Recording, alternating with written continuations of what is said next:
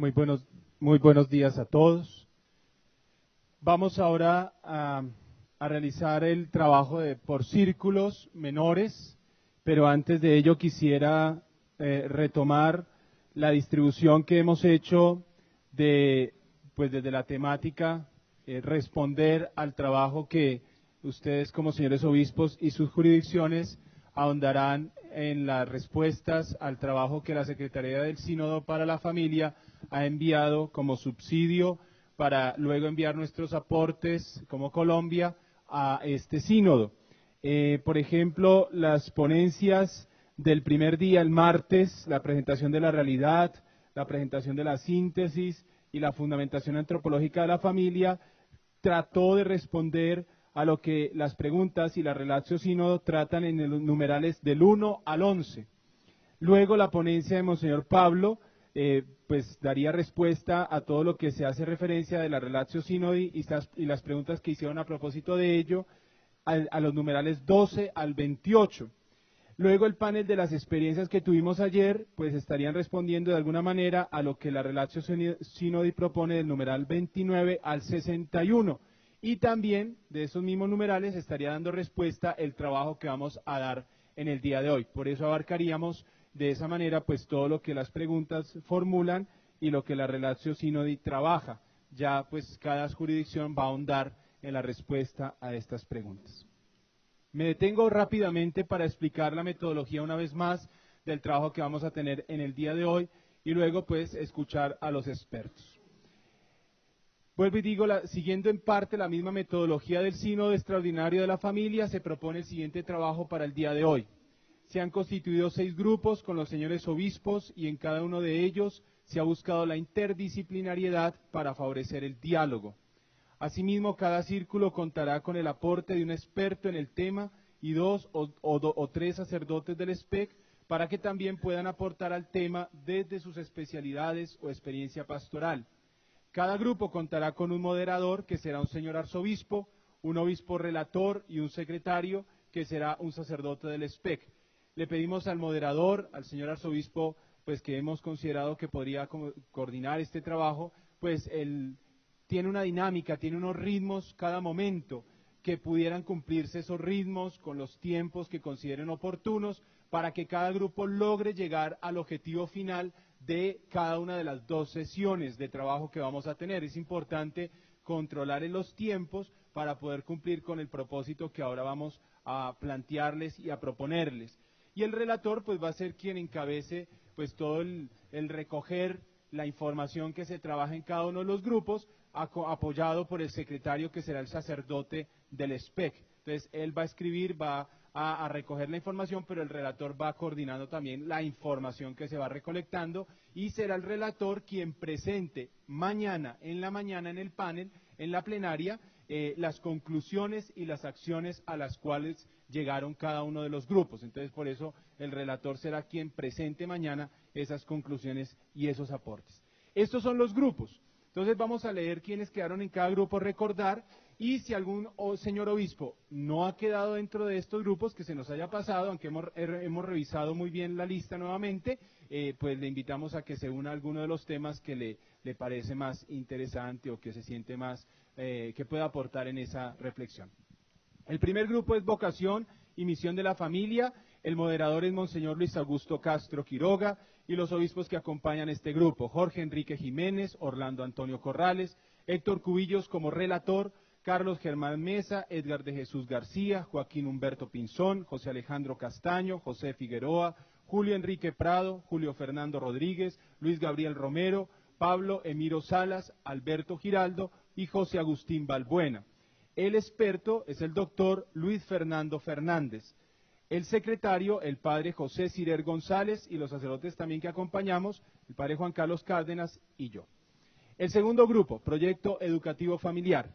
El moderador es el señor cardenal Rubén Salazar Gómez, los obispos que le acompañan, monseñor Ricardo Antonio Tobón, el relator, monseñor Luis José Rueda Aparicio, los obispos Ulises González, Fidel León Cadavid, Francisco Javier Múnera, Gustavo Girón, Héctor Julio López, Hugo Alberto Torres, José Daniel Falla, José Miguel Gómez, Julio César Vidal, Luis Felipe Sánchez, Darío Molina.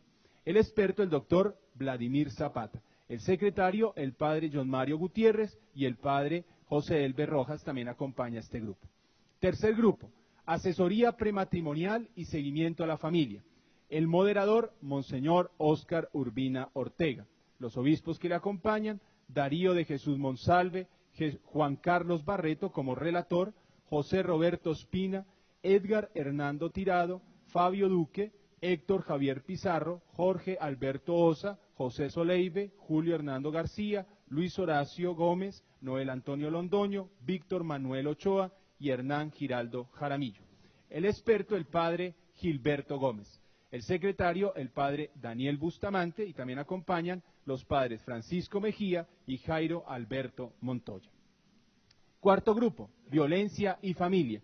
El moderador, Monseñor Ismael Rueda, y le acompañan los obispos Jairo Jaramillo, Gabriel Ángel Villabaos como relator, Arturo Correa, Camilo Fernando Castrellón, pues no está, Edgar Aristizábal, Fabio Suescún Mutis, Francisco Antonio Nieto, Jaime Muñoz Pedrosa, José de Jesús Quintero, Luis Gabriel Ramírez, Omar Alberto Sánchez, Rigoberto Corredor, Alonso Llano y Monseñor Nel Beltrán Santamaría.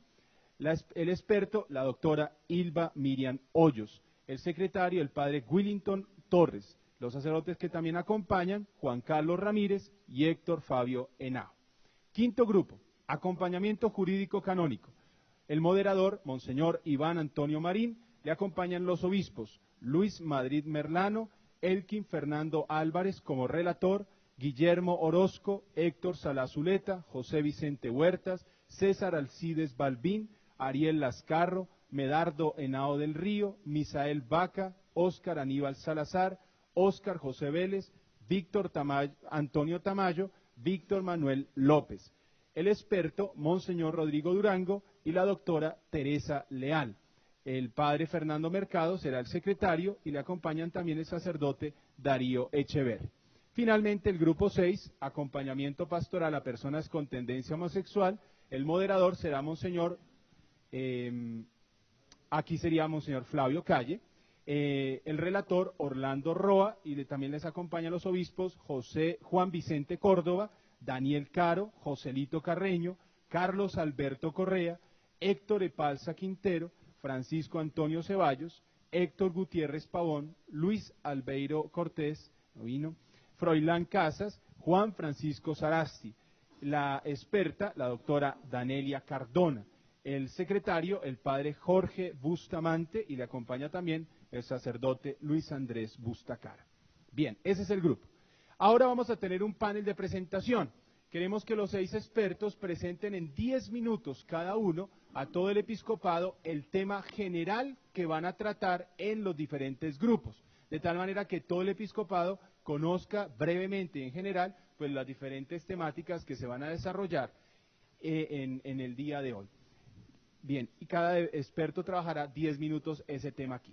¿Cuál es la metodología en cada uno de los grupos? En la primera sesión, de 11 de la mañana a 1 de la tarde. Ahora, pues los sacerdotes de cada grupo conducirán a los obispos de cada grupo a los salones respectivos, para que estemos tranquilos, podamos dirigirnos a ellos. En cada grupo, entonces, al llegar a cada grupo, el experto va a ahondar en la naturaleza del tema, el qué del asunto. Tendrá otros 10 o 15 minutos para que profundice más el tema propio de ese grupo, ¿sí? Y luego, a lo largo de las 2 horas y en la tarde, pues él podrá seguir iluminando, seguirá aportando, pero estos primeros minutos serán claves para ahondar en el qué del asunto. Empieza el trabajo después de esa profundización. Entonces, todo el equipo, el grupo, define los avances que existen en las jurisdicciones sobre el tema propuesto. ¿En qué se ha avanzado en eso en la jurisdicción? El secretario, con el apoyo del relator, pues van a ir escribiendo todo lo que los señores obispos van a ir diciendo. Y va a tener cada grupo un videobin para que vayan viendo visiblemente también lo que van diciendo.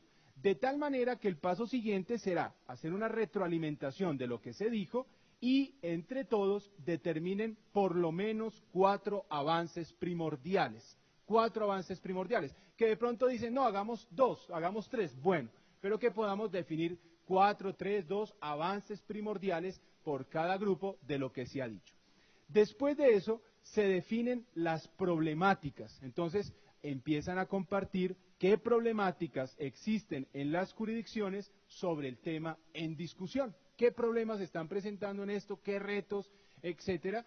Después se hace una retroalimentación de estas problemáticas que se han escrito, que las pueden volver a ver ahí plasmadas a través del videobin en la imagen, y escogen por lo menos 4 problemáticas primordiales para que en la segunda sesión se trabajen las acciones a realizar a nivel nacional. Entonces escogen de todas esas problemáticas 4 o 3 principales, primordiales, claves, que son muy comunes y que debemos darle respuesta y atención especial y primordial. Entonces ese es el trabajo de la mañana. 2 horas para poder realizar este trabajo, por eso es tan importante el moderador ir conduciendo la dinámica, que se puedan ir avanzando en esos trabajos. En la segunda sesión, que será de las 3 de la tarde a las 4:30 de la tarde, nuevamente por grupos, los mismos grupos, definen por lo menos 4 acciones que favorezcan el fortalecimiento de los avances elegidos en la sesión anterior. Entonces, 4 acciones que nos ayuden, o 3 según los avances que hayan hablado primordiales en la mañana, 4 acciones que respondan a fortalecer esos avances que definieron en la mañana. 3 acciones o 4 acciones que fortalezcan esos 4 avances que definieron en la mañana. En la página 37, si no me falla la memoria de su carpeta, ahí está toda esta metodología, por si queremos recordar, queremos profundizar. 37, 38, desde ahí empieza, no sé qué página exactamente, monseñor José Miguel.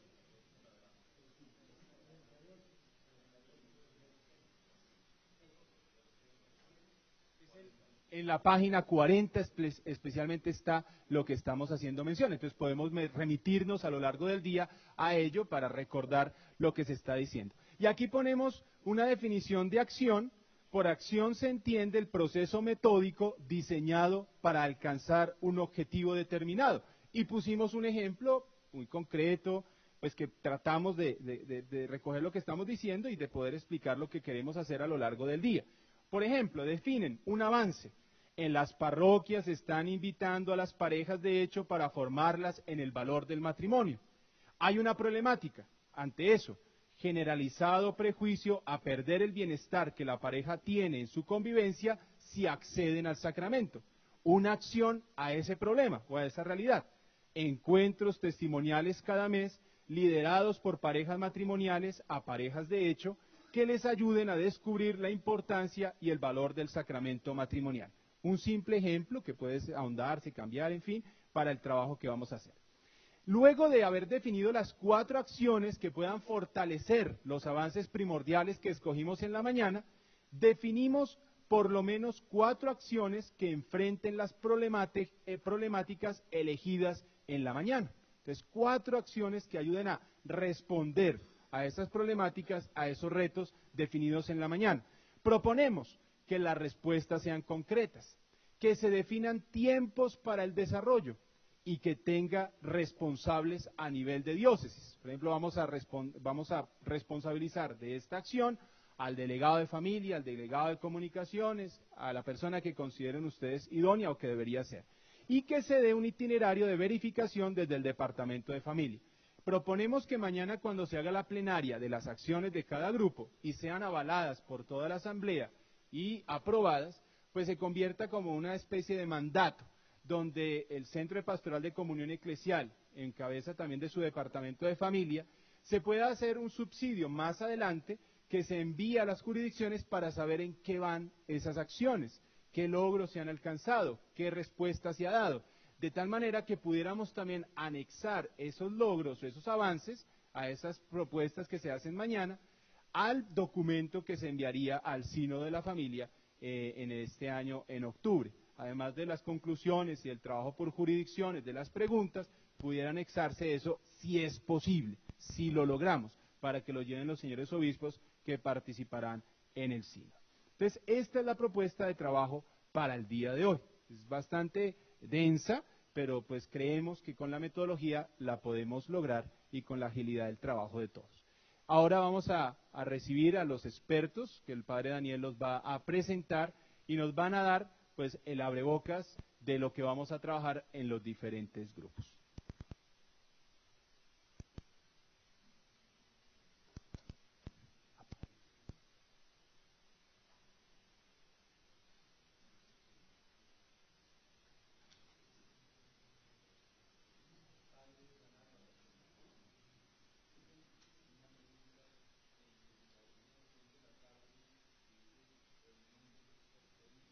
Sí, señor. Sí. Gracias, monseñor, por recordarme esto. En la tarde, entonces, cuando terminemos todo el trabajo, vamos al refrigerio. Y luego del refrigerio, pues aprovechamos que ustedes tengan su reunión de provincia, y cada grupo en sus lugares que les vamos a indicar también en la tarde, y todos los secretarios, todos los sacerdotes que estuvimos acompañándolos, nos vamos a reunir aparte para sintetizar, para pulir y pues preparar lo que mañana los relatores van a decirle a toda la asamblea durante ese mismo tiempo.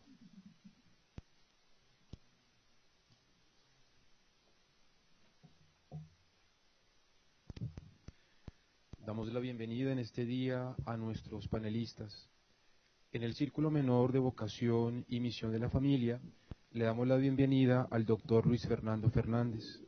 El doctor Luis Fernando es doctor en Filosofía, doctor en Teología. ¿No se oye? Entonces, en la medida que los voy nombrando, por favor, se van colocando de pie. El doctor Luis Fernando es doctor en Filosofía, doctor en Teología, decano de la Facultad de Filosofía de la Pontificia Universidad Bolivariana. Para el proyecto de educación familiar nos acompaña el doctor Vladimir Zapata. El doctor Vladimir es sociólogo de la Pontificia Universidad Bolivariana, magíster en educación, doctor en educación de la Universidad de Nova en Estados Unidos, profesor durante 30 años de la Facultad de Educación de la Universidad de Antioquia. En la actualidad es rector del Colegio Colombo Británico. Para el Círculo Menor de Asesoría Prematrimonial y Seguimiento a la Familia nos acompaña el padre Gilberto Gómez Botero. Padre Gilberto. El padre Gilberto es magíster en familia de la Universidad de Lovaina, especialista en consejería matrimonial y familiar del Instituto CEFA de Bruselas. En la actualidad el padre Gilberto es investigador docente del Instituto de Familia de la Pontificia Universidad Bolivariana. Para el Círculo Menor de Violencia Familiar nos acompaña la doctora Hilda Miriam Hoyos. La doctora Hilda Miriam se desenvuelve como procuradora delegada para la defensa de los derechos de la infancia, la adolescencia y la familia.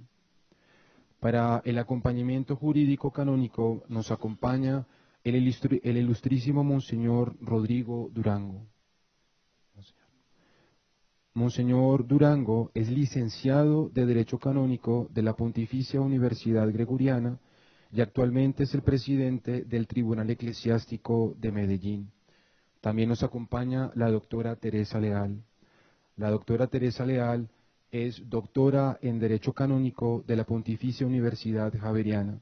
Actualmente trabaja en el Tribunal Eclesiástico de Bogotá. Para el Círculo Menor de Acompañamiento Pastoral a Personas con Tendencia Homosexual nos acompaña la doctora Danelia Cardona. La doctora Danelia es médico psiquiatra, es especialista en bioética y también es la directora del Departamento de Promoción y Defensa de la Vida de la Conferencia Episcopal de Colombia. Le damos la palabra al doctor Luis Fernando Fernández, quien nos hablará sobre la vocación y misión de la familia.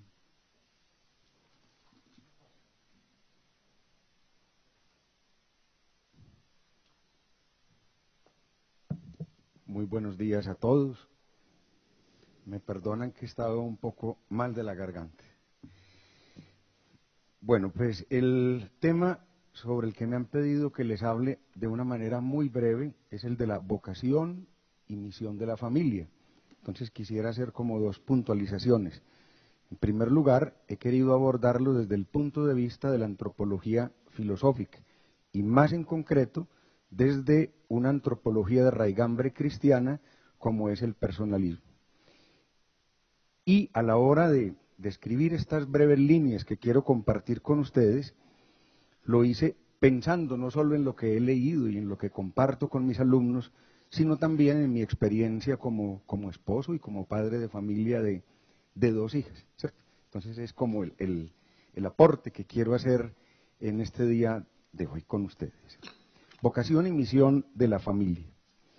Para responder a la pregunta que interroga por la vocación y la misión de la familia, lo mejor es acudir al amor. Porque como dijo Benedicto XVI, quien intenta desentenderse del amor, se dispone a desentenderse del hombre. Y lo que quiero plantear en esta breve intervención es que la tarea primera de la familia, la misión que el Señor nos encomienda a los padres, es la construcción del hombre, un objetivo que solo se logra si se realiza con amor, pues como dice Blondel, esa es la realidad que nos hace ser.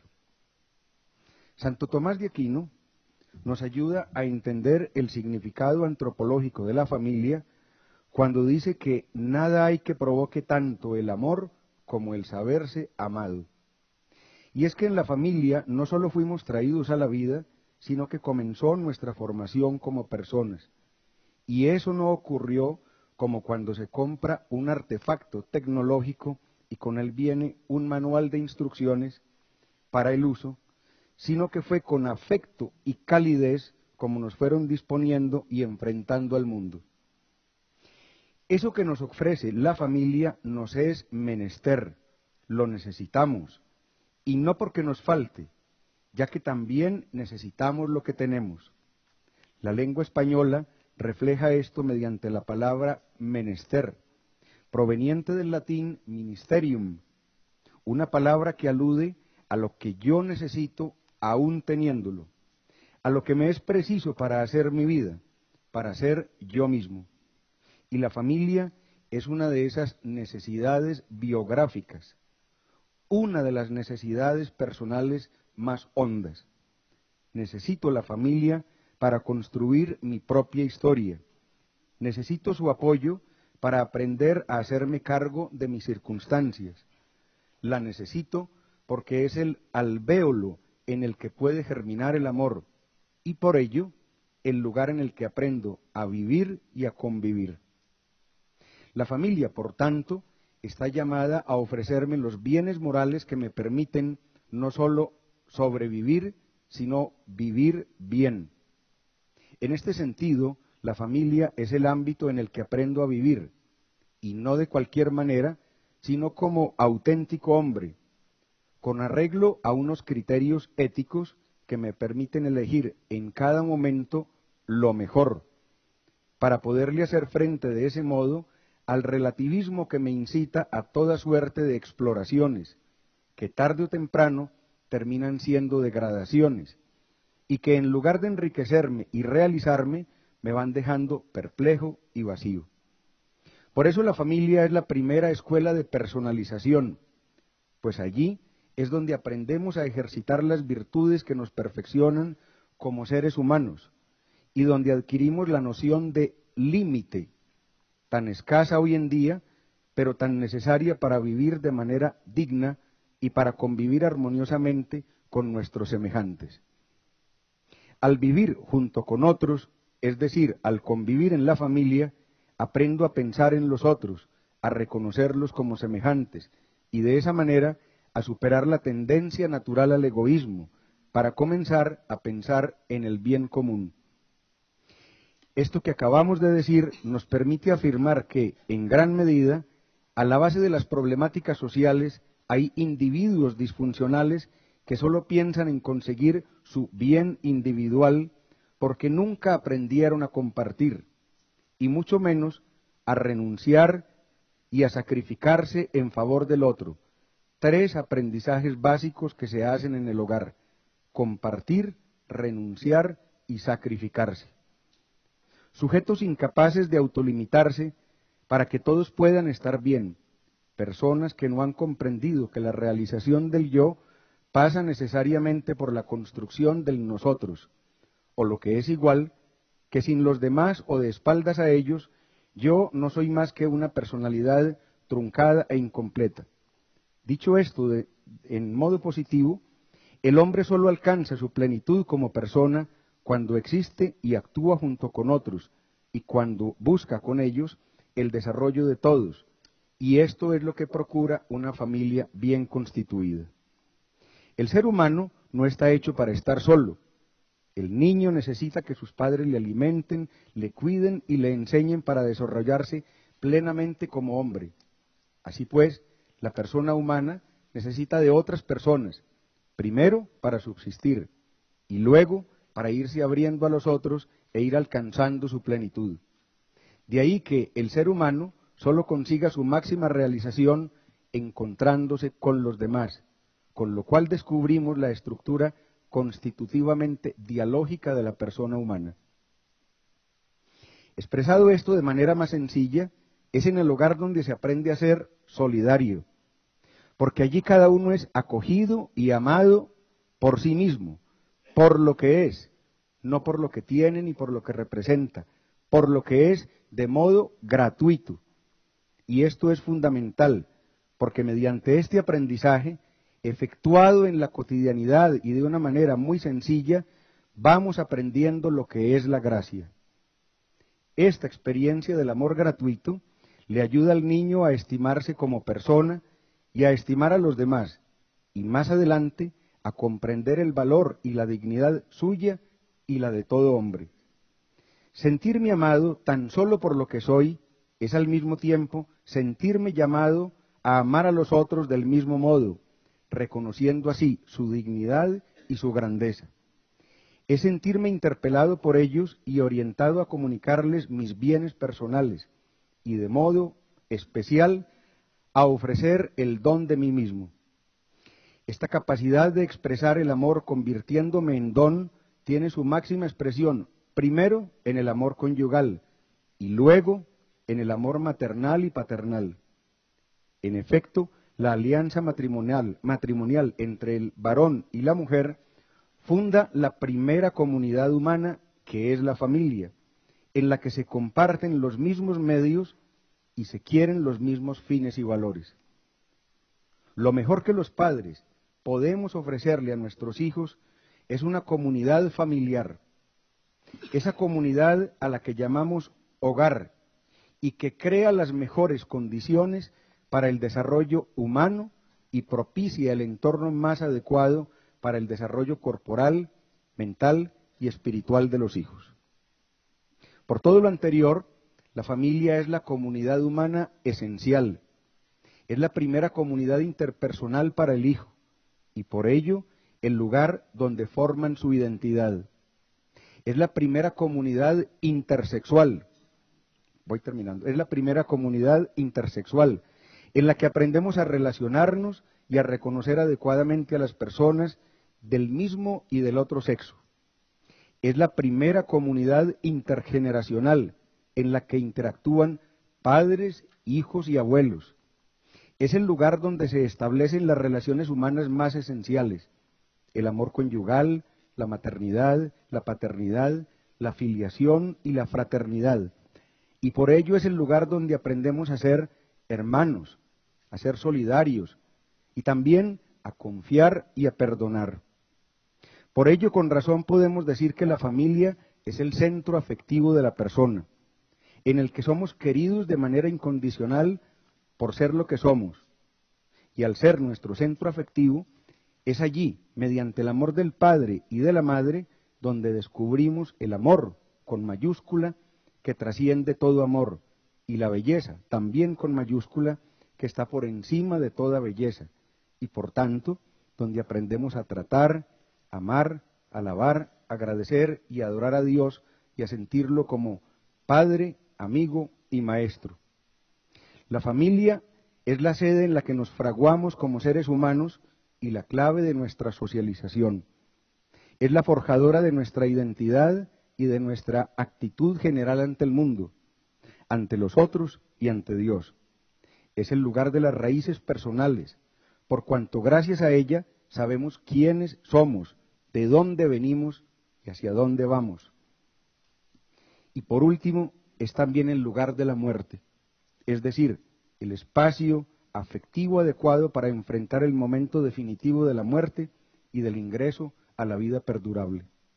Por todo lo anterior, la familia está llamada a ser fuente de personalización y socialización. Por ello, la familia es uno de los caminos privilegiados para construir una sociedad justa y armoniosa. De ahí que en algún momento del proceso educativo nos debieran formar para ser esposos y padres de familia, porque es en el seno del hogar donde realmente se decide el futuro de la humanidad. Muchas gracias.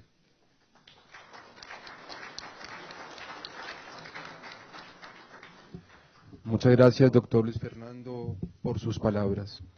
Recordarles a los señores obispos que las ponencias de los panelistas se les entregará después. Le damos la bienvenida al doctor Vladimir Zapata. Buenos días.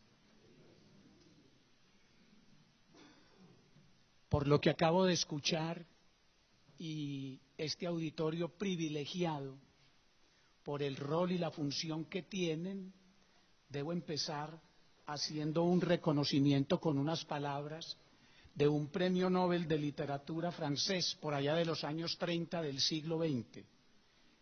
Ya todo ha sido dicho, pero como ninguno hace caso, hay que volver a comenzar. Voy a recordarles lo que ya saben.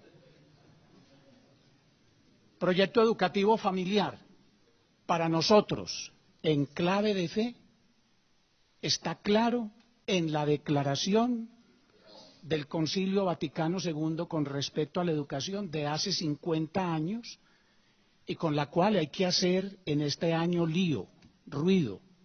En CONACYT Antioquia vamos a intentar hacerlo con los maestros de Antioquia y con los rectores. Pero ya está también y se acepta en la Ley General de Educación. Primera educadora, la familia. Para completarla, para suplementarla, están la educación a través de las escuelas y colegios. Un refrán japonés dice que el mejor momento para sembrar un árbol fue hace 20 años. Si queremos tener muchachos, ciudadanos, a los 20 años, vigorosos, fuertes, participativos, hay que haberlos sembrado antes, a los 20 años, en el seno de la familia, de las madres en la familia. Hace 40 años, uno de los autores más leídos en las universidades colombianas, también en la Pontificia Bolivariana, un marxista, Luis Althusser, había pasado por la escuela normal en Francia, y decía en alguno de sus escritos: el recién nacido cuando nace, nace viejo, tiene todos los años de los padres que lo han puesto en marcha. De modo que la educación no comenzaba a los 4 o 5 años formalmente en el preescolar, en el jardín, en el prejardín, en el jardín, empezaba en la casa. El futuro se construye, nos ha dicho el maestro Jacques Attali. Proyecto, pues, proyecto educativo familiar, si lo entendemos como idea, como programa, como esquema, como esbozo, sea que lo formalicemos o que espontáneamente nos inscribamos en él, ha comenzado temprano en la familia y se completará seguramente cuando salgamos del doctorado, porque la educación es un proceso que va desde que nacemos hasta que morimos, desde la cuna hasta la tumba. el fundador, no el fundador, el inspirador del sistema formal de educación en Colombia, Juan Enrique Pestalozzi, porque cuando los radicales empezaron a desarrollar hacia 1870 su proyecto educativo en Colombia, se preguntaron cuál era la mejor educación del mundo y convinieron que era la prusiana, la alemana. Y al estudiar, mediante el cónsul en Hamburgo, quién inspiraba ese modelo, se dieron cuenta que era Juan Enrique Pestalozzi, la educación elemental que a mí me tocó. En los años 50 y comienzo de los 60, cuando terminé mi educación primaria, yo estudié el modelo de la educación elemental, que era un modelo sustentado en lo que hoy se llama educación integral. Se resumía en la consigna pestalozziana de que en educación lo que interesa es formar cabeza, corazón y manos. Como todos los profesores alemanes de filosofía estaban obligados a dar un curso de pedagogía, Kant, en su breve tratado de pedagogía, ya lo había definido de otra manera. La educación es lo que nos convierte en humanos. Por esa vía nos incorporamos a la suerte de la especie. De modo pues que nosotros tenemos, si se pudiera decir así, en el gen educativo, un proyecto que toca a la familia y que toca a la educación formal. Entre nosotros, el proyecto educativo familiar se alimenta por la cultura. Y como decía Jacques Lang, en Francia, la cultura es la vida.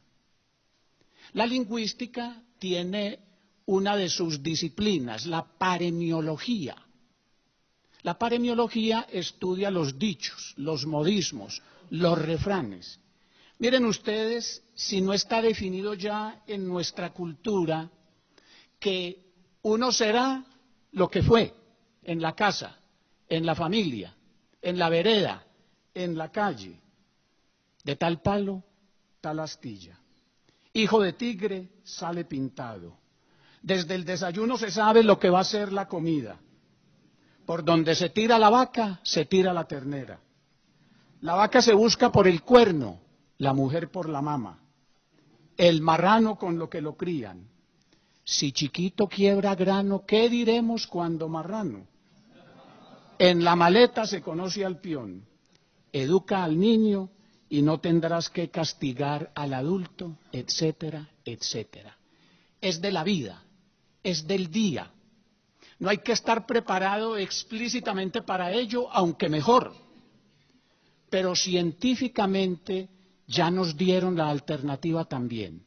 Con ocasión de los 50 años del jubileo del gimnasio, donde había estudiado joven, adolescente en Viena, Sigmund Freud, como el egresado más notable, lo invitaron a que hiciera el discurso central.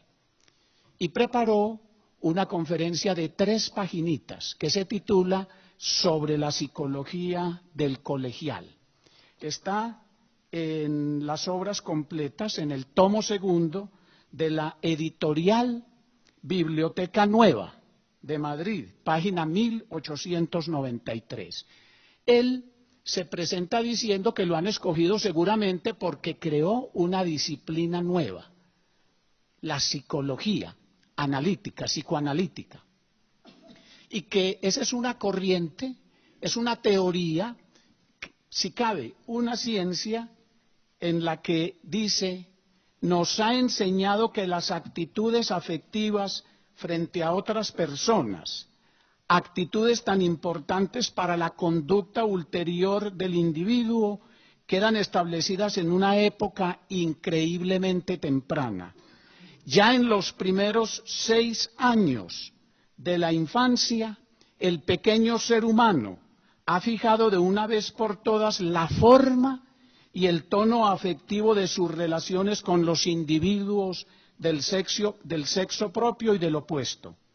A partir de este momento podrá desarrollarlas y orientarlas en distintos sentidos, pero ya no logrará abandonarlas. Las personas a las cuales se ha fijado de tal manera son sus padres y sus hermanos. Todos los hombres que haya de conocer posteriormente serán para él personajes sustitutivos de estos primeros objetos afectivos, quizá junto a los padres, también los educadores, y los ordenará en series que parten todas de las denominadas imágenes del padre, de la madre y de los hermanos. No sigo abundando porque se me agotó el tiempo.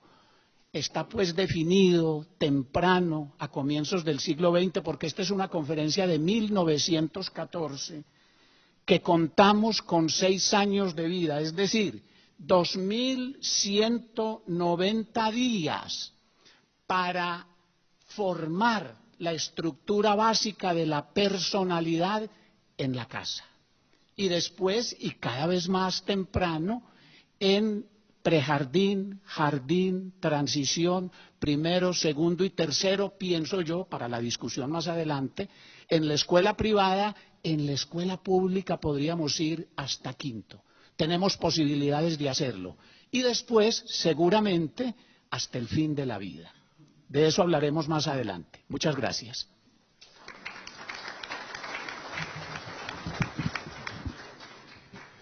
Muchas gracias, doctor Vladimir, por sus enseñanzas. Le damos ahora la palabra al padre Gilberto Gómez. Ante todo, quiero agradecer al señor presidente de la conferencia, al vicepresidente y al secretario general, que me han permitido volver a servirles. Aquí pasé en la conferencia episcopal unos 14 buenos años y muy bueno recordar, pero también muy bueno continuar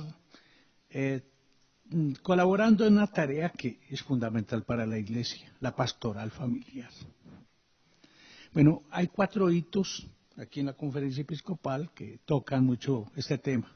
Primero, el Concilio Vaticano. Segundo, año 1975, con su fruto el Directorio Nacional de Pastoral Familiar, muy apreciado en otras latitudes, poco conocido aquí. Bueno, luego el Sínodo del año 1980, que produjo ese documento formidable que se llama la Familiaris Consortio.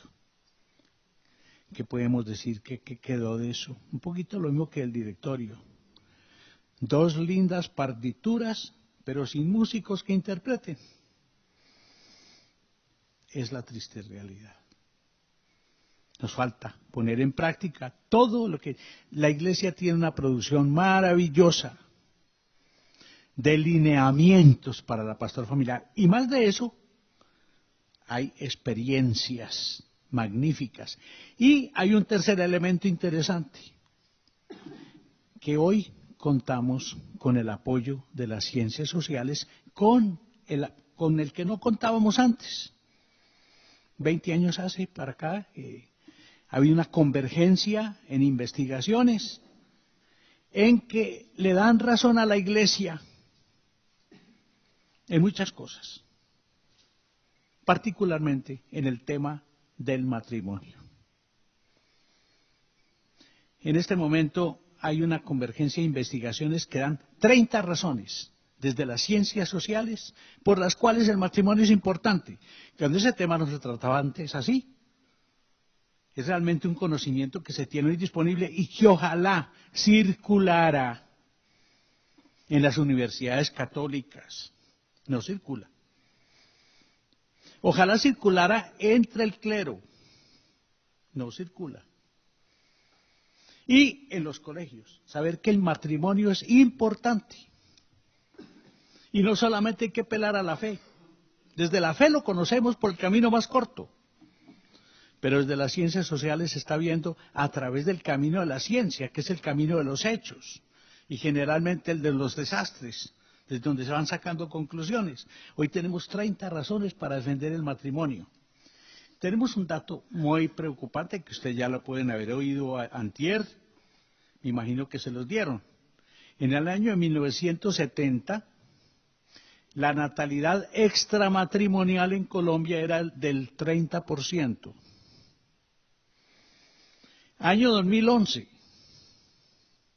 muy rápido, estábamos en el 74%. O sea, estábamos ya casi en la cabeza del promedio latinoamericano. Y parece que el último dato del mapa mundial de la familia del año 2014 nos está dando el 83%. Díganme ustedes, señores obispos, si combinamos el dato que nos llama, la alerta que nos dan las ciencias sociales, con el dato que nos están dando las estadísticas, ¿para dónde vamos? ¿Qué pastoral vocacional podemos hacer? Preguntémonos eso. Porque todos estos datos que las mismas ciencias sociales que nos están ayudando, nosotros debemos prepararnos para hacer una lectura pastoral. El tema que me pusieron a mí es un tema son dos temas, no es uno sino dos. Bien sea que digamos que de una pareja de novios puede salir una familia, sí, pero esa pareja de novios viene de dos familias que los han marcado para bien o para mal. Entonces podríamos hablar mejor, de una forma organizando conceptualmente el tema. Primero, hablar de la pastoral familiar, en bloque, con todos los lineamientos que necesita.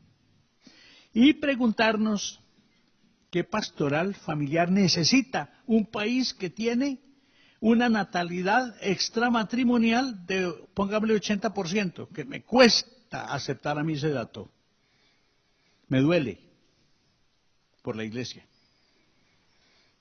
¿Qué pastoral necesita? Y de esa pastoral que necesita, ¿cuál estamos haciendo?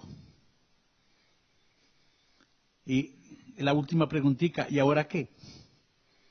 Podemos volver otra vez al hito de 1975 con un magnífico Directorio Nacional de Pastoral Familiar, pero una linda partitura sin músicos.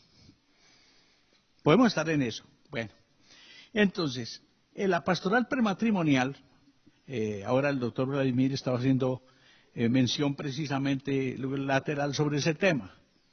A Napoleón le preguntaban desde cuándo debe comenzar a prepararse una mujer para el matrimonio. Una pregunta muy machista a un macho como era Napoleón. Naturalmente, aquí nosotros preguntamos la pareja, desde cuándo tiene que comenzar a prepararse. Para Napoleón era la mujer, porque como la mujer era la que se casaba, según él. La respuesta de Napoleón era desde 20 años antes de casarse. Exactamente, o sea, comenzando por preparar a la mamá. Bueno, el proceso de preparación al matrimonio en el país está mal. Muy deficiente. Hay algunas cosas buenas. Y las cosas buenas se pueden mejorar. Las cosas que no están bien, hay que arreglarlas para hacerlas bien. Y las que no se están haciendo, tenemos que enderezarlas para que comiencen a introducirlas. Y aquí viene un tema maluco, pero que hay que tratarlo. Innovaciones. ¿Está nuestra iglesia en Colombia lista para hacer las innovaciones que hay que hacer en pastoral familiar? Bueno, yo no tengo miedo de proponerlas. Y en el grupo creo que podemos trabajar. Muchas gracias.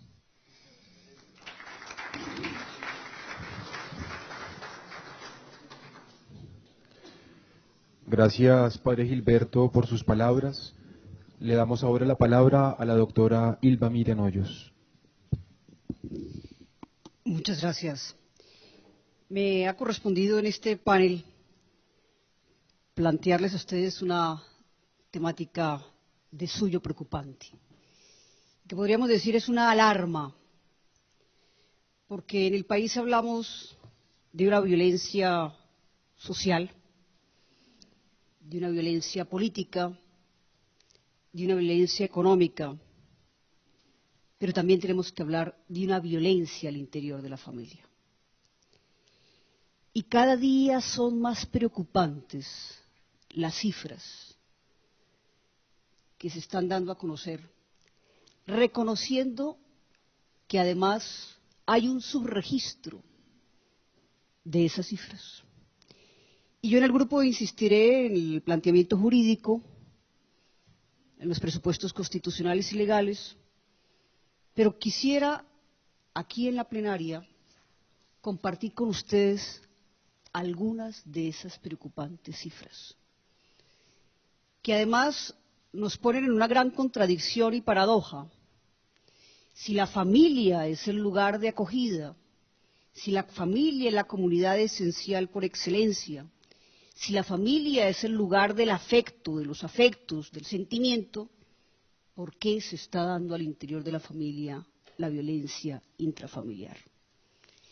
Violencia que además tiene rostro femenino y está dirigida no solo hacia la mujer, sino también hacia los niños, y que en gran parte, aunque no exclusivamente, está ligada al consumo de sustancias psicoactivas y al consumo del alcohol.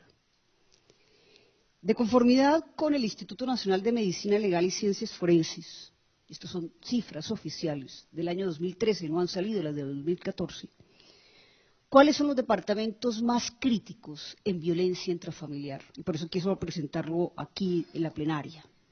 En su orden: Santander, Arauca, Boyacá, Casanare, Cundinamarca, Meta y Huila.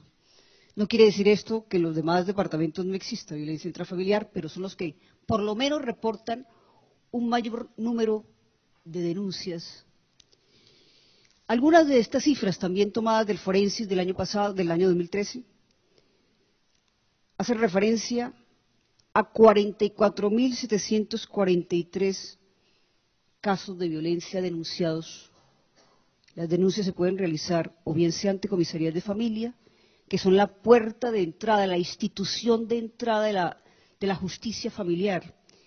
Incluso podríamos decir que las comisarías de familia son instituciones que desafortunadamente el Estado no les ha dado la importancia que tienen. Tienen dos grandes funciones. Una, atender primariamente el tema de violencia intrafamiliar. Y dos, donde no existen defensores de familia, le corresponde al comisario de familia establecer los procesos de restablecimiento de derechos de los niños.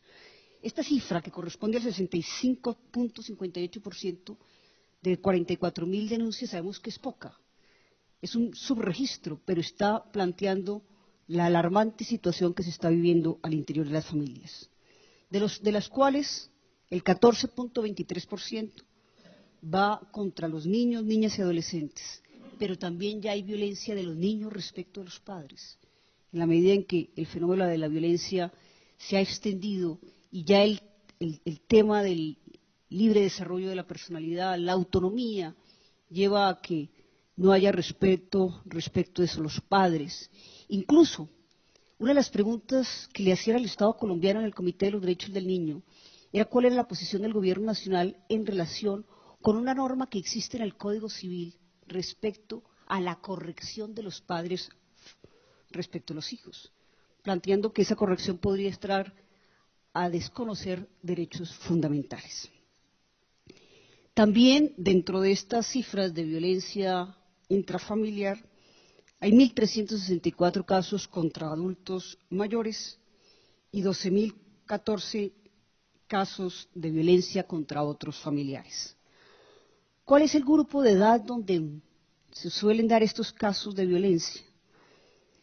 En relación con los niños, el grupo comprendido de los 10 a los 14 años. Y este tipo de violencias se repiten, porque quien es violento o quien ha sido violentado vuelve a repetir la violencia cuando ya es adulto. En los casos que, por ejemplo, yo he tenido que trabajar en relación con la delincuencia penal juvenil, un tema especialmente crítico también en el país, comentaba que en este momento las cifras de la delincuencia juvenil son también aterradoras. La ciudad de mayor delincuencia juvenil en Colombia es Cali, superando a Medellín y a Bogotá. Y el tema, podríamos plantearlo en la mesa de trabajo, también está llevando a plantear que gran parte de los jóvenes que se vinculan al sistema de responsabilidad penal adolescente, es decir, de los jóvenes delincuentes, vienen de familias disfuncionales, consumidores de sustancias psicoactivas y que han sido violentados al interior de sus propias familias. El fenómeno de la violencia se recrudece, se repite, y en ese sentido todos los esfuerzos que hagamos para lograr una paz pactada en sentido político son importantes, pero todos los esfuerzos que hagamos para buscar una paz al interior de las familias es algo más que necesario, porque si no trabajamos esa violencia o si no prevenimos esa violencia, se va a reproducir en el ámbito de carácter social.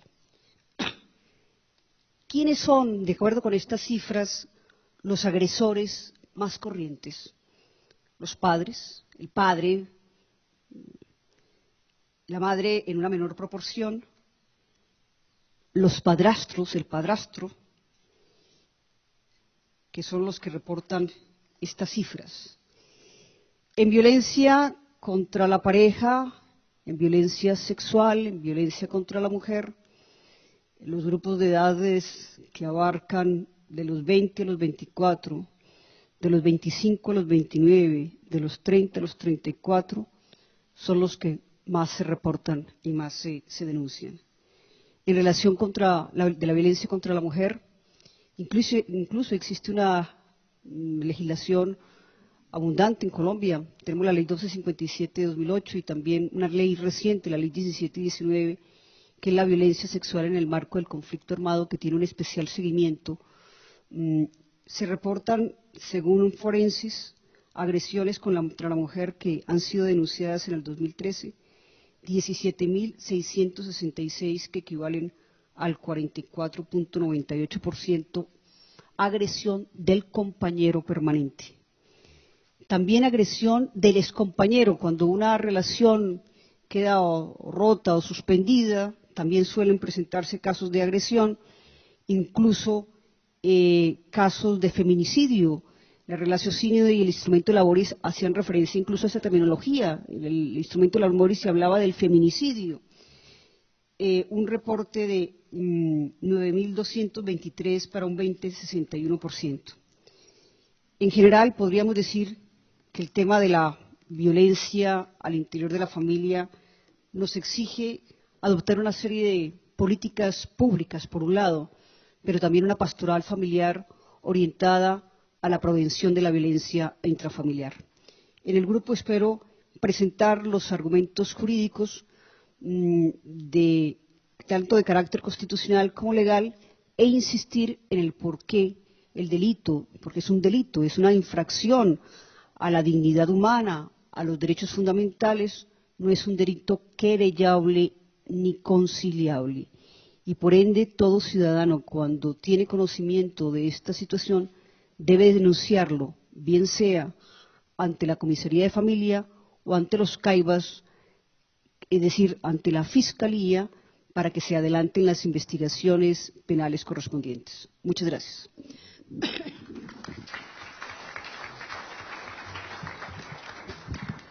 Gracias, doctor Elba Miriam, por sus palabras. Le cedemos ahora la palabra al ilustrísimo Monseñor Rodrigo Durango.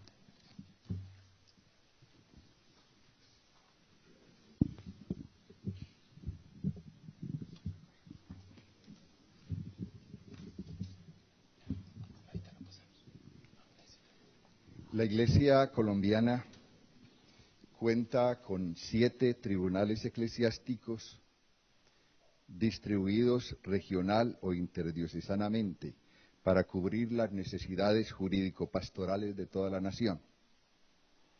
Están asentados en los siguientes sedes arzobispales, que enumeraré por orden alfabético: Bogotá, Barranquilla, Bucaramanga, Cali, Ibagué, Medellín y Tunja, y ejercen su labor en espíritu colegial en nombre de las iglesias particulares que integran a cada uno de ellos.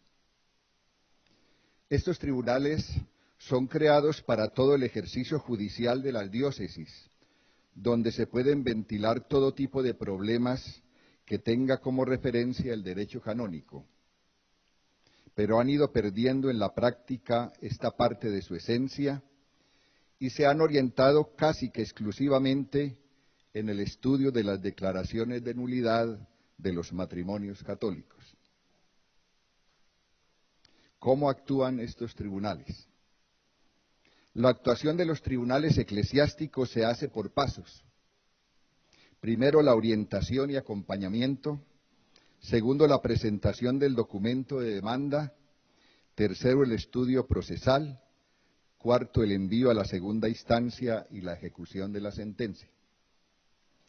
En la orientación, que se hace por citas previas, se escucha a la persona para conocer no solo los problemas que vivieron en la convivencia, sino las razones que pudieron llevar a suscitar los problemas que muchas veces nacen en la misma educación del hogar. Encontrado, si se encuentra, el fumur iuris, se acompaña a la persona para la elaboración del documento de demanda o libelo, que podrá hacer mediante un modelo que se le ofrece en cartilla o con la colaboración de un oficial del tribunal. Segundo, la presentación es el momento en que se consigna la demanda y la documentación exigida en manos del vicario judicial, quien debe tener en cuenta la competencia que tiene para asumir el caso, la integridad de datos necesarios en el libelo y convenir las costas acorde con la capacidad económica de la parte actora. Tercero, el estudio procesal se inicia cuando el juez aboca para sí la causa y asume en tal virtud el poder de juzgarla y llevar la sentencia. El proceso implica la notificación de la parte conventa, la definición de la causal o causales, los interrogatorios a las partes y a los testigos, la definición del peritazgo y su ejecución, la publicación de las actas y finalmente la sentencia. Una vez notificada la sentencia a las partes, debe enviarse obligatoriamente el expediente al Tribunal de Segunda Instancia de Bogotá. Una vez recibido y notificado el decreto definitivo de la segunda instancia, se ejecuta la sentencia mediante las notificaciones respectivas a las partes o al juzgado de familia y a los párrocos donde reposan las partidas. La duración de estos procesos tiene una media de 8 meses y medio en todos los tribunales de Colombia, pero va a depender mucho del número de causas recibidas, del personal al servicio del tribunal y de la facilidad que se tenga para recoger las pruebas. Ordinariamente los procesos que tienen que recoger pruebas de parte o de testigos en otros lugares y sobre todo en el extranjero se demoran 1 año o un poco más en la primera instancia. En cuanto a las costas, se ha creado un mal ambiente de los tribunales eclesiásticos, porque quizá en tiempos anteriores se hacían cobros exagerados que sobrepasaban los 10 salarios mínimos mensuales y ahuyentaron la gente haciendo pensar que era un privilegio de los ricos. En los tiempos actuales, las costas han cambiado mucho y se ha tratado de sembrar confianza entre la gente para que todos sientan el derecho de acudir a los tribunales eclesiásticos en búsqueda de ayuda. Las costas en los procesos tienen una media de 2 salarios mínimos mensuales en todos los tribunales y depende mucho de la capacidad económica de las personas. Pero no se olvidan los pobres que tienen una mínima capacidad de pago o ninguna. Todos los tribunales han manejado un 55% en promedio de personas con economía media baja, es decir, de 2 salarios mínimos mensuales hacia abajo, y un 7% en patrocinio gratuito. Ordinariamente es porque estas personas muy pobres no llegan todavía a los tribunales. Existe una consigna en los tribunales eclesiásticos de acoger a toda persona que llegue a solicitar sus servicios y de una manera especial a los pobres. también se atiende a las personas que, una vez convenidas las costas, tienen algún revés de fortuna en el transcurso del proceso para reducirles el monto del costo. Ahora la pastoralidad de los tribunales. De entrada debo decirles que la labor judicial de la Iglesia es pastoral. Los tribunales eclesiásticos son creados con el objetivo de ejercer la potestad judicial, a través de la cual se busca hacer justicia, aplicando siempre el principio de la ley suprema de la Iglesia, que es la salvación de las almas, como reza el canon 1752, último del Código. Por eso, las dimensiones jurídica y pastoral están inseparablemente unidas en la Iglesia. Entre el aspecto jurídico y el pastoral no hay contraposición, sino más bien complementariedad. Así que es la fidelidad a las leyes el mejor servicio pastoral que el juez eclesiástico puede ofrecerle a la Iglesia. Es propiamente lo que le compete hacer en función del mandato recibido de la Iglesia. De estas premisas se desprende que la acción pastoral con los matrimonios corresponde a diferentes agentes, cada uno en su dimensión particular: la pastoral familiar, los párrocos y el tribunal como última instancia. El Papa Benedicto XVI es muy claro en la acción que deben emprender tanto la pastoral familiar como los párrocos en su alocución a la Rota Romana del 22 de enero de 2011. Allí él ilumina la realidad actual de los matrimonios que fracasan fácilmente por su superficialidad, su falta de conciencia y de compromiso para asumir las obligaciones matrimoniales. Dice el Papa: la preparación al matrimonio tiene ciertamente finalidades que trascienden la dimensión jurídica, pues su horizonte está constituido por el bien integral, humano y cristiano de los cónyuges y de sus futuros hijos. El objetivo inmediato de esta preparación es el de promover la libre celebración de un verdadero matrimonio. Y concluye el Papa diciendo que el derecho a casarse no consiste en el simple lleno de los requisitos formales o jurídicos, sino que presupone también que se pueda y se pretenda celebrarlo de verdad, es decir, que cumpla no solo con las normas canónicas, sino con la madurez necesaria para celebrar un auténtico matrimonio. Así que abrir un camino firme para que hayan matrimonios válidos en la Iglesia, que cumplan con sus deberes, es competencia de la pastoral familiar y también de los párrocos, a quienes el Código llama pastor propio de la parroquia que se le confía. La tarea pastoral de los tribunales eclesiásticos es distinta, porque aparece cuando las anteriores instancias no pudieron lograr su objetivo por cualquiera circunstancia y se ciñe generalmente al ámbito del tribunal. Es importante en los tribunales la acogida generosa y paciente para quien llega a exponer su problema y el acompañamiento necesario hasta la presentación de la demanda cuando ocurre la posibilidad. La inducción a los cónyuges para convalidar su matrimonio o restablecer convivencia en la medida de lo posible. El cumplimiento de las leyes durante el avance del proceso.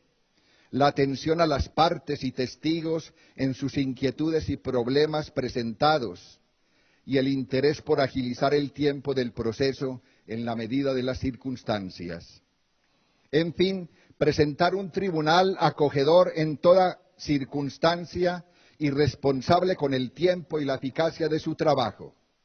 Seguramente que también tiene una labor pastoral fuera del recinto para hacerse conocer y apreciar mediante la difusión de su cometido y de su acogida a toda clase de personas por los distintos medios de comunicación y por todas las diócesis emigrantes. Solo me faltan unos 2 minutos que les voy a pedir el perdón de escucharme, hablando del expediente matrimonial.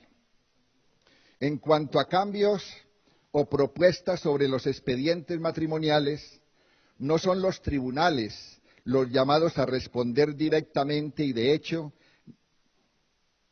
ninguno de ellos dio sugerencias al respecto. Pero me atrevo a dar un concepto personal, apoyado en la locución del Papa Benedicto XVI a la Rota Romana del 22 de enero de 2011.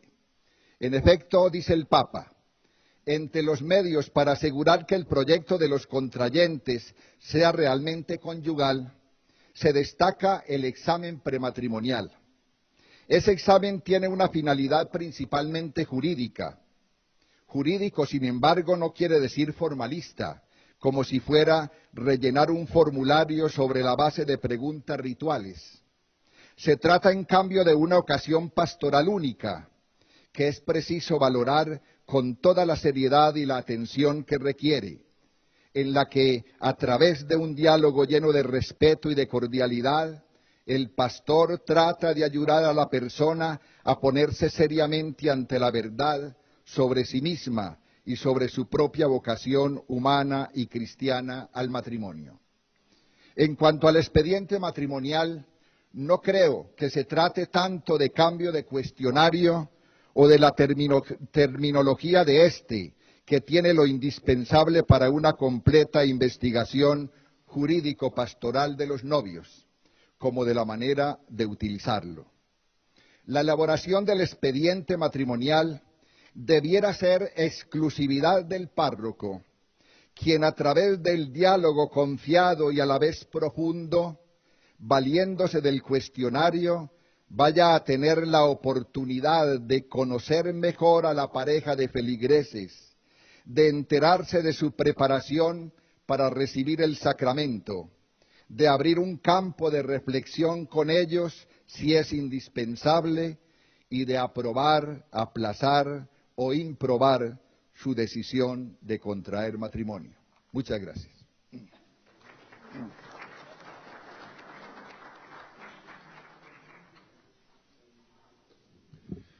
Le damos las gracias al doctor Monseñor Durango por su intervención y le damos sobre la palabra a la doctora Danelia Cardona.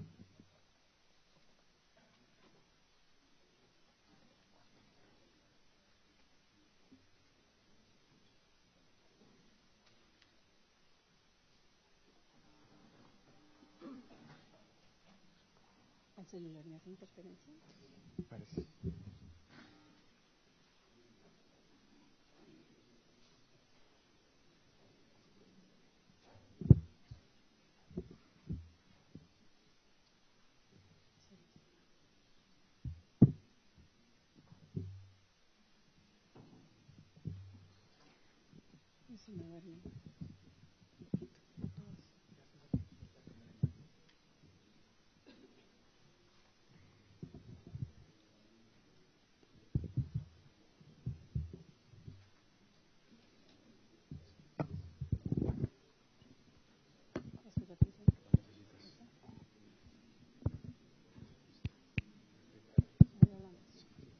Buenos días.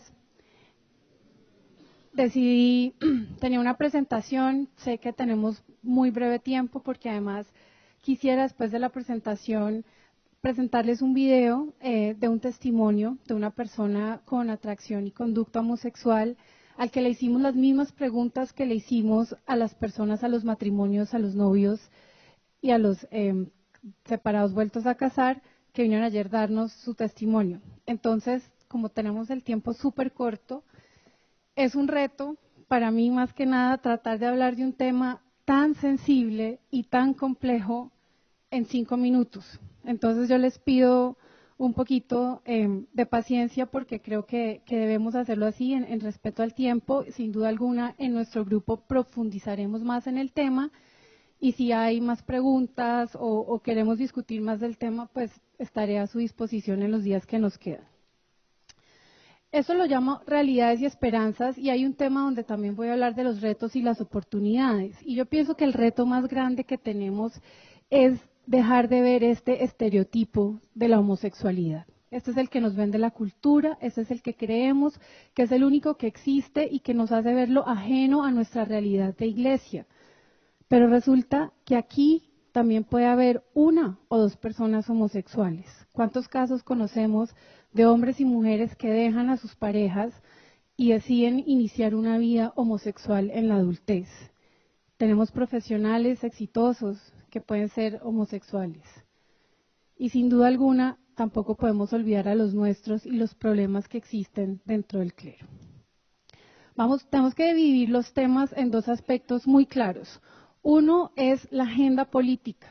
Y la agenda política, aunque sí es de nuestro interés, de alguna manera, a esta charla, no es de nuestro interés, pero sí quiero mencionar unos puntos muy importantes que nosotros no podemos dejar de lado. No podemos olvidar que hay un lobby gay, ¿sí?, que busca normalizar el comportamiento homosexual.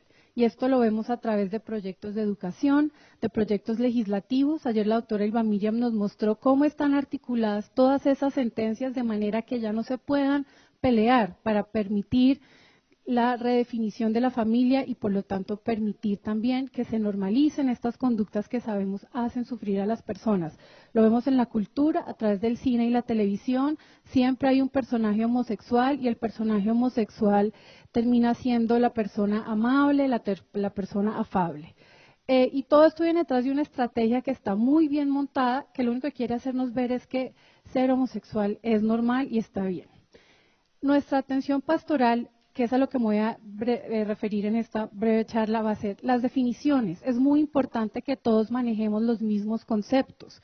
No todo es homosexualidad. Hoy la cultura nos quiere mostrar que todo es homosexualidad, pero no todo es homosexualidad. Las posibles etiologías, los retos y las oportunidades que tenemos como iglesia, pero también la esperanza que podemos ofrecer. ¿Qué es la homosexualidad? ¿Es una tendencia? ¿Es una enfermedad? ¿Es una condición? Realmente la homosexualidad se define como una respuesta adaptativa a ambientes biológicos y o psicológicos deficientes sumados a una predisposición genética débil e indirecta. ¿Eso último qué quiere decir? Hay estudios biológicos que muestran que hay algunas mutaciones genéticas que pueden predisponer a una persona a desarrollar una conducta homosexual. Pero sabemos que reducirnos a la mera biología es reducir la existencia de la persona humana, ¿sí? Todos tenemos en nuestros códigos genéticos varias alteraciones, pero no se manifiestan. Y ahí es donde está el misterio de lo que es la persona humana. Entonces, la razón biológica no es la única, pero hay una vulnerabilidad genética y también a veces son personas, por ejemplo los hombres, son niños que nacen con bajo peso muscular, que son torpes, ¿no?, que son más sensibles y estas características los hacen presa de sus compañeros en el colegio y aquí empieza, digamos, la cultura a influir en el desarrollo de esto. ¿El adolescente con ambigüedad en identidad sexual es un homosexual? No. Esto es un proceso transitorio y normal dentro del desarrollo psicoafectivo de la persona humana. Desafortunadamente tenemos psicólogos ideologizados en los colegios donde van por primera vez estos niños a buscar ayuda y la mayoría les dicen, sí, tú eres homosexual y lo que debes hacer es aceptarlo y ser feliz con eso. Entonces, un adolescente con ambigüedad en su identidad sexual no es homosexual. Un hombre o una mujer con orientación homosexual son personas que desarrollan atracciones homoeróticas, que es como se conoce realmente y como debemos hablar de este concepto, son las atracciones hacia el mismo sexo o la AMS, que a veces se desarrolla en conducta homosexual, son las personas que tienen una actividad homosexual, pero no siempre. Y esos son los más comunes y esos son los que más sufren, porque para ellos es egodistónico. ¿Qué quiere decir eso?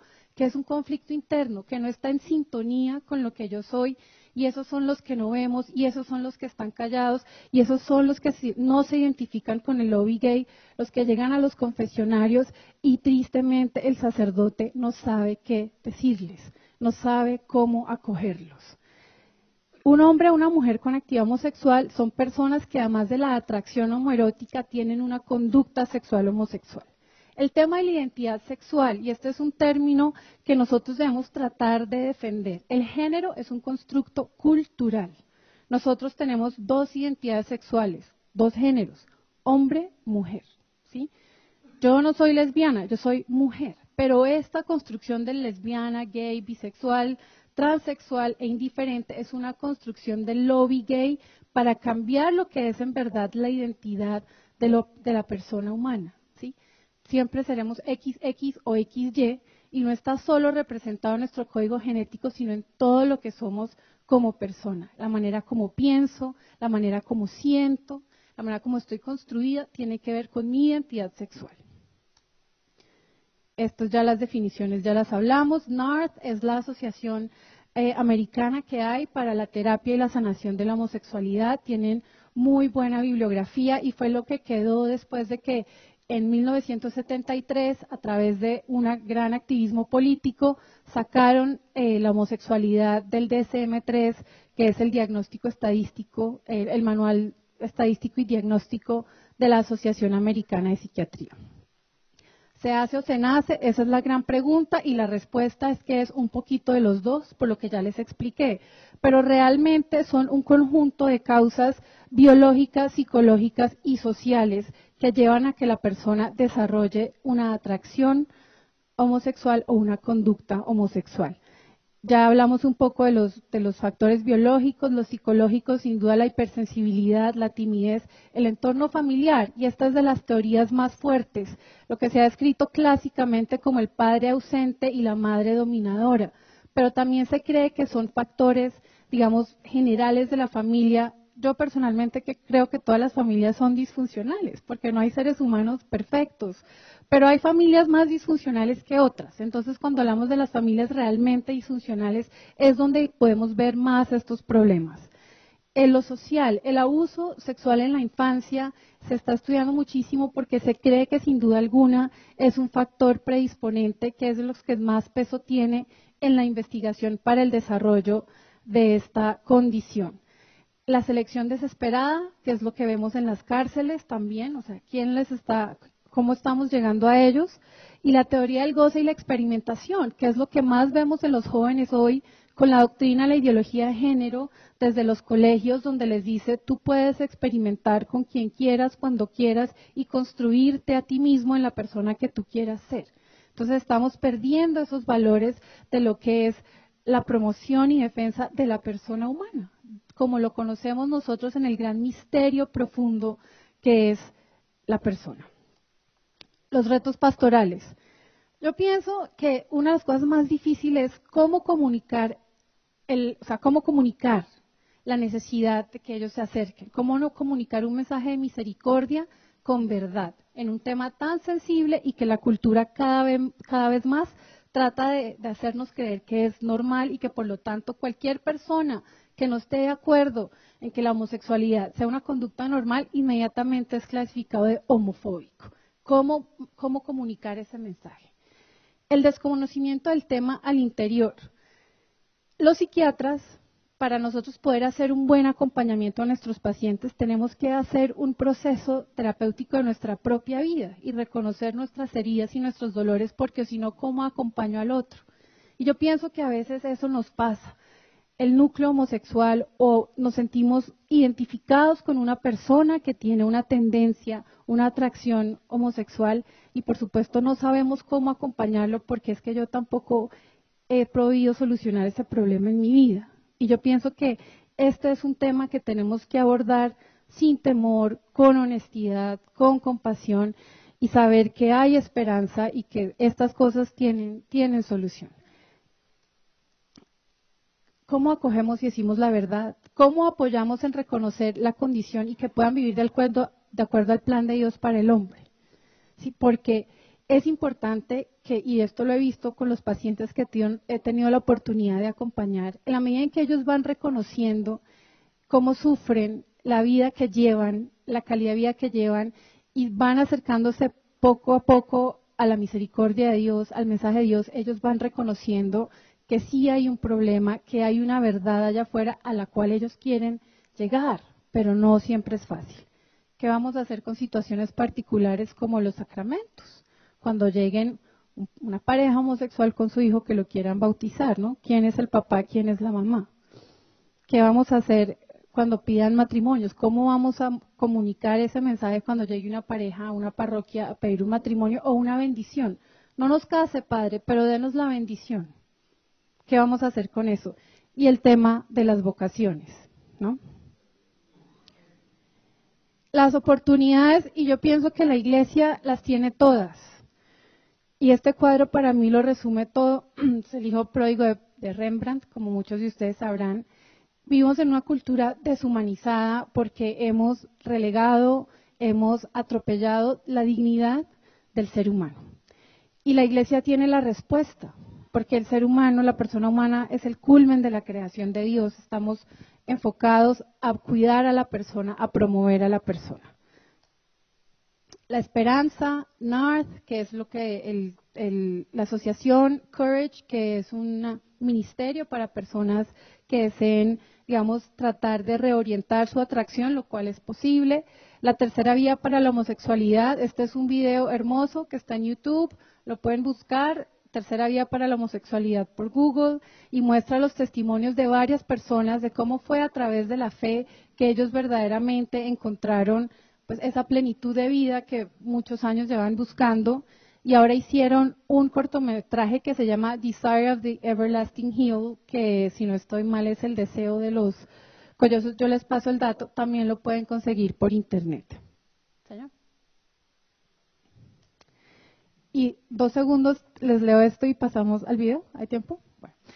El año pasado en Roma se hizo una conferencia sobre la complementariedad entre hombre y mujer, y fueron expertos del mundo, pero hubo una conferencia que fue muy bien recibida, que fue la del rabino principal del Reino Unido, que es Lord Jonathan Sacks. Y él hablaba pues de cómo se va desarrollando, digamos, desde una manera antropológica la complementariedad entre hombre y mujer, y hablaba un poco de la historia de Alan Turing. Alan Turing fue un inglés, un ingeniero electrónico que conocía muy bien cómo descifrar claves, les ayudó a ganar la guerra al vencer la inteligencia alemana. Pero él después fue homosexual y fue juzgado y fue llevado a la cárcel por esto. Entonces el rabino Lord Sacks decía, nosotros no debemos, no podemos llegar otra vez a esos momentos, ¿sí? Donde juzgábamos a estas personas, y después entra a decir, pero nuestra compasión para aquellos que escogen vivir diferentemente no debe inhibirnos de abogar por la institución más humanizante y única de nuestra historia. La familia, hombre, mujer e hijo, no son una opción de vida dentro de muchas. Es el mejor medio que hemos descubierto para el fomento de futuras generaciones y posibilitarle a los niños crecer en una matriz estable y de amor. Es aquí donde se aprende la delicada coreografía de lo que es el ser relacional y cómo manejar los conflictos inevitables dentro de cualquier grupo humano. Es aquí donde primeramente tomamos el riesgo de dar y recibir amor. Es aquí donde una generación le pasa a la otra sus valores, asegurando así la continuidad de una civilización. Para cualquier sociedad, la familia es el pilar de su futuro. Y por el bien del futuro de nuestros niños, nosotros debemos ser sus defensores. Esto era en cuanto a la presentación. En el grupo vamos a hablar un poco más sobre las opciones que hay para el tratamiento y qué se puede decir de eso, y también ahondar un poco más en los retos y en las oportunidades que tenemos en la atención pastoral. Ahora, como les comenté al principio, son 7 minuticos y se van a pasar súper rápido, se los prometo. Son una entrevista que le hicimos a una persona con eso, él es homosexual. Él es un paciente mío que nos dio su consentimiento informado para poder aparecer aquí en público ante ustedes. Y de hecho, antes de empezar, cuando estaba en el panel, me mandó un mensaje diciendo que nos está encomendando a todos en sus oraciones y que esperaba que nos fuera bien. Entonces es una persona que lucha, que quiere estar cerca de la iglesia, pero que tiene, digamos, esas dificultades en algunos aspectos específicos de cómo debe vivir su vida realmente cristiana.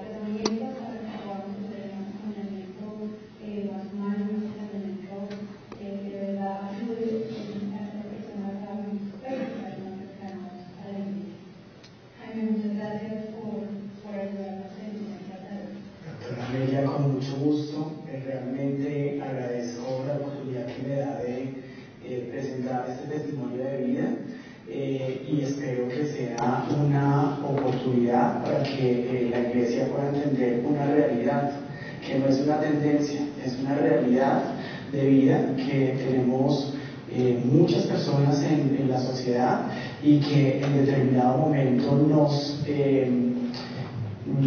nos impulsa como a cuestionar muchos de los procedimientos de la Iglesia y de la misma sociedad. Frente a mi experiencia de vida, puedo comentar que la fe empezó a hacer como hueco en mi relación con la Iglesia a través del sufrimiento. O sea, mi búsqueda de Dios arrancó por el mismo sufrimiento que tenía de mi realidad homosexual. Y fue llegando en la medida en la que cuestioné comportamientos de la Iglesia hacia mí como ser homosexual. ¿Cómo viví esa fe? Tuvo un proceso en el que primero sentía que no encajaba dentro del sistema que estaba viviendo, pero también una situación en la que sentía mucha culpabilidad porque creía que vivía en pecado y porque no entendía también a un Dios que era un Dios diferente al que entiendo ahora, que es un Dios misericordioso, con entrañas de misericordia y que no tiene nada que ver con discriminación ni con hacer sentir a los otros mejores o peores. Mi fe la vivo desde una radicalidad del cristianismo, que es entender que Jesús habita en mí y que Jesús es el que me puede mover a mí para vivir y para solucionar mi vida. Es desde ahí que la vivo. Y teniendo a Jesús dentro de mí es que puedo actuar diferente a como actuaba en años anteriores y sentir que puedo vivir calidad con los demás, que no tengo derecho a juzgar a nadie. O sea, que no tengo derecho a juzgar a nadie y que no me puedo creer mejor o peor persona que nadie simplemente porque tengo una realidad homosexual o porque tengo una realidad heterosexual. Simplemente soy un hijo de Dios. Se lo he preguntado muchas veces a Dios en el Santísimo, y frente a las acusaciones que en algún determinado momento viví por parte de ministros de la Iglesia, no directamente conmigo, sino en homilías o en formas de presentar el homosexualismo, yo iba y me postraba frente al Santísimo y le decía: Señor, dime si estoy actuando mal, dime si estoy haciendo mal. Y siempre, cada vez que le pregunté a Dios, no encontré nada diferente a misericordia, a sentirme amado y a sentirme respetado y valorado. ¿Cuáles crees tú que son tus necesidades desde el ámbito de la fe? Mis necesidades desde el ámbito de la fe. La primera necesidad yo creo que es no ser juzgado, sino por el contrario, ser aceptado. Creo que, ya se lo había dicho a la doctora en otra oportunidad, es un sentimiento que yo tengo como persona cercana a la Iglesia respecto a los ritos de la Iglesia, pero también hacia la fe y la presencia de Cristo en mi vida, y es que en algunos momentos se siente que la Iglesia acepta la realidad homosexual, pero en determinado momento todavía siente un poco de prevención frente a la realidad homosexual. Y esa prevención es claramente justificable. Es justificable porque yo sé que algunas personas que viven realidades homosexuales tienen comportamientos desordenados, pero eso no quiere decir que todos vivamos así. La gran diferencia, creo, para vivir de una u otra forma en orden esta realidad homosexual es la presencia de Cristo en la vida de cada uno. Y esa presencia de Cristo llegó a mi vida, como se los comenté, por un cuestionamiento sobre el sufrimiento que tenía y sobre digamos que la cantidad de interrogantes frente a lo que vivía, pero también creo que puede ser una presencia que puede ser llegada, pues, que puede llegar a muchas personas de esta misma realidad si la Iglesia se compromete a hacer un trabajo directo con ese grupo de personas desde la caridad, desde el amor que Jesús nos propuso, desde la inclusión que Jesús propuso, y desde ahí y por la guía del Espíritu Santo. Pienso que puede ser lo más conveniente.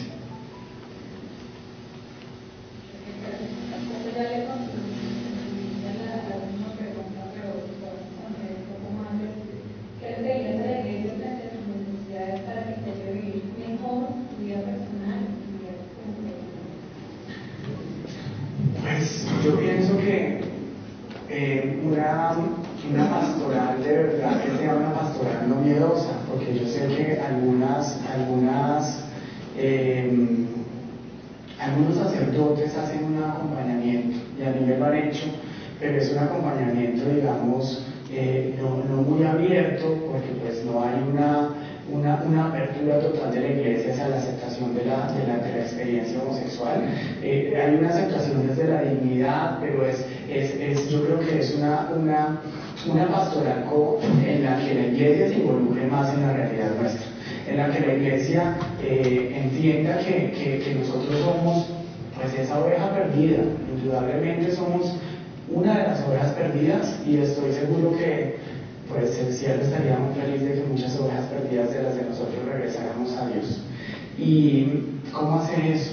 Yo pienso que nosotros todos sufrimos una realidad de mucha carencia, de mucha discriminación, de mucho enjuiciamiento. Es una realidad que no conocen muchas personas y que juzgan. Y desde ahí yo pienso que desde esa necesidad es que podría decírsele a ese grupo de personas: mire, con ese sufrimiento que usted tiene, con esa necesidad que usted tiene, hay alguien que le puede sanar, hay alguien que le puede hacer verdadera fe, y ese alguien definitivamente es Jesús. No es nadie más, no es una relación, no es una persona, es Jesús. Es Jesús el único que puede entrar a esa realidad nuestra y cambiarla. Y yo lo digo porque de hace unos 8 años hacia acá yo soy otro ser humano, pero soy otro ser humano porque reconocí a Cristo en mi vida.